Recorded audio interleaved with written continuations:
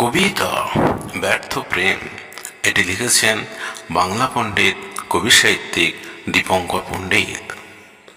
হাহাকার শব্দে কেঁদে ওঠে মন, জীর্ণ কুটিরের মেয়েটি আজ মৃত। একদিন ভালোবেসেছিল এ পাড়ার একটি যুবককে, কত রঙিন স্বপ্ন দেখেছিল বাস্তবে। এই কৃষ্ণচূড়া গাছটি আজও মাথা উঁচিয়ে দাঁড়িয়ে। সোনালি রোদের বিকালে দেখা যেত এদের, কত গল্প, কত হাসাহাসি হয়ে ওঠে আপনজনে।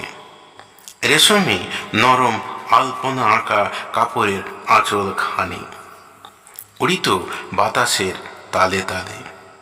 বুকে ভালোবাসা জাগানো তার মন, সকালে ঝলমল রোদের মতো তার হাসি ফুটিত ঠোঁটের কোণে। হরিণের মতো টানা টানা কাজল কালো চোখ, কালো ভ্রমরের মতো এক পিঠ লম্বা চুল। জানালার ফাঁক দিয়ে পড়ত কত চিঠি, টেরা বাঁকা আঁক ছাড়ার প্রকাশ পেত তার ভাষা। কানাকানে কথা হতো ফিস ফিস শব্দে। এক সময় অট্টহাস্যে মেতে উঠত দুজনেই।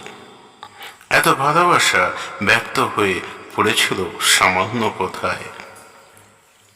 শত্রুর মেয়েকে প্রশ্রয় দেবে না ছেলের বাবা, রক্তচক্ষু চহরম দেখিয়া ছেলেকে শাসায় ত্যায্যপুত্র করে দেব তোকে। এ সমাজে ছেলে মাথা নোয়াবার নয়। তর্ক করে রুখে দাঁড়িয়েছিল সে, প্রেমকে সত্য বলে জানে। সব বাঁধন চূর্ণ করে ছুটে এসেছিল জীর্ণ কুটিরে।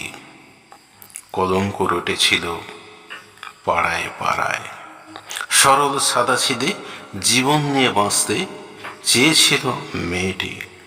লজ্জায় রাঙামুখ কালো হয়ে ওঠে কয়েক মুহূর্তে।